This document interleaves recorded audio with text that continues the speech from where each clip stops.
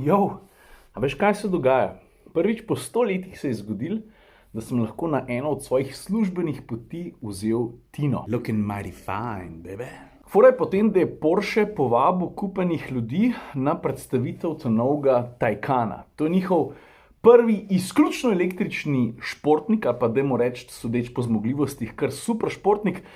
Sicer so ta avto novinarji že vozili, ampak zdaj so pa naredili na tako originalno predstavitev, na katero so povabili, se mi zdi, da več ali manj influencerje. Gre za statičen dogodek, kar pomeni, da avto ne bomo peljali, ampak je pa dogodek naravnan tako, da ne bi bil precej zanimiv. Nimam pojma, kaj se bo zgodil, pojmo pogledati. Ne samo avto, ampak tudi ostalo dogajanje. Ajde. Šminko si dala, no? Jaz sem ti jo jedal. Good evening. Good evening. This is your ticket. Please take it Thank and you. keep it.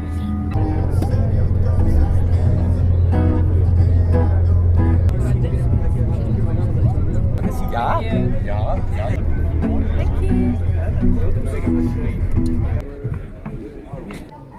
In the beginning, there was nothing, no sun, no moon, man and horse. It was the beginning of friendship.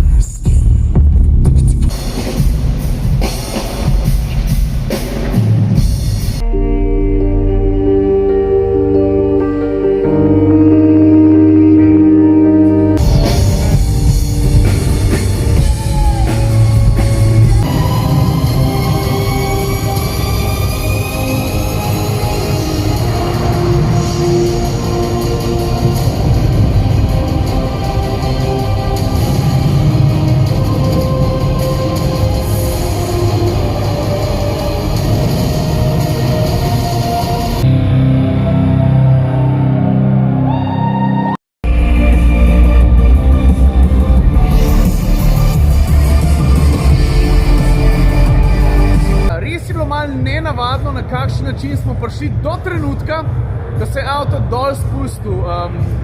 Zanimiv. Res, da je dolg trajal, ampak jaz take avtomobilske predstavitve še nisem imel in moram reči, da mi je bila na en hec način všeč. Drugače pa v osnovi, to je treba priznati, Porsche danes ni pokazal nič novega. Ne pozabi, prvi novinarji, ki so sedli za volan avtomobila, ki bo sicer do kupcev prišel šele, mislim, da 2020, so to naredili že kdaj? 2-3 mesece nazaj. Lahko pa povem par osnovnih stvari. Imaš več izvedb. Ena se imenuje tudi turbo, kar je hecen glede to, da je avto na elektriko pa o turbini ne duha in sluha, ampak tako so se odločili. Najbolj zmogljiva izvedba bo Turbo S, to pomeni v konjih 761, pospešek od nič do 100, a vidiš, gužva tukaj le. Pospešek od nič do 100, 2,8.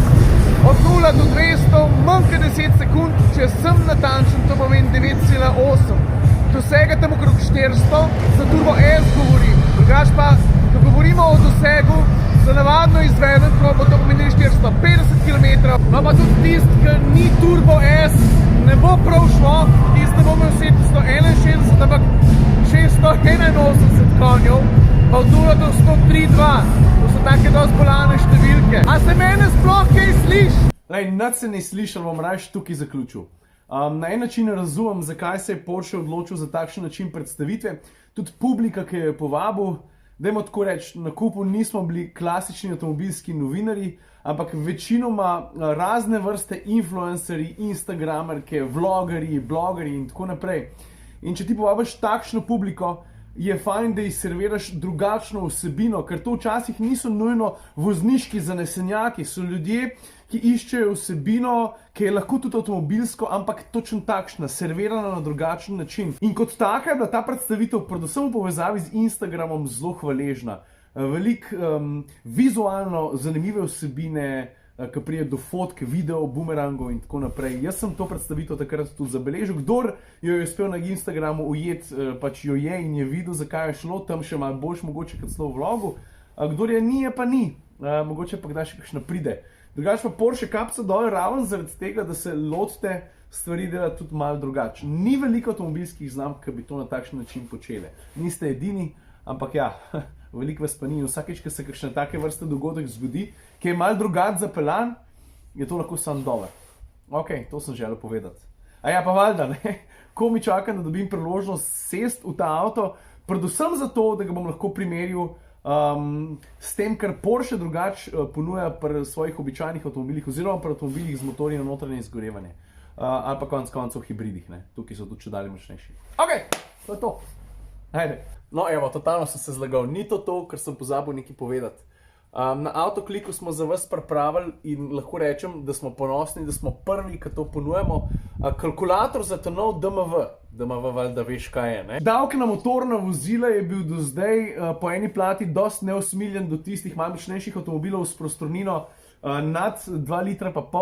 Zdaj se bo pa to vse skupaj malo spremenil. Tako bom rekel, kupci običajnih avtomobilov, tistih cenejših, v enih primerih to ne bo najboljše, v drugih primerih bojo pa nakupi avtomobilov precej cenejši raven zaradi tega. In ker Mrzlo še ne ve točen, kako ta izračun poteka, smo na Autokliku pripravili vmesnik, kjer če greš k nam pogledati, kateri avtomobili so na voljo na prodaj, ali pa če te zanima za svoj avto, pač vneseš podatke in lahko z enim klikom zračunaš ta nov DMV ali pa ta star, pa lahko pa tudi primerjaš. No to. Prvi smo, ki to ponujamo in smo zelo ponosni, pa razvijamo se naprej. V tem trenutku kaže, da točno tako, kot treba in tako, kot smo si želeli. Veliko novih stvari imamo, čakamo, da ene stvari še optimiziramo, počasi pripravljamo tudi aplikacijo, najprej za iOS, pa potem za Android. No, to sem hotel povedati. Piči na autoklik.si, tam zbereš avto, ki ti je všeč, avto, ki bi ga eventualno mogoče celo kupil in si lahko z enim klikom zaračunaš ta nov in ta star DMV, pa malo primerjaš. Ok, zdaj pa res. Adijo. Gizmo, kje si? Tega. Vsi lahko ga nesel kolovinka, ma kar dober pogon. A boš še pokazal driv, Kavins Carter, daj pokaž. Ajde, 3, 4, hop!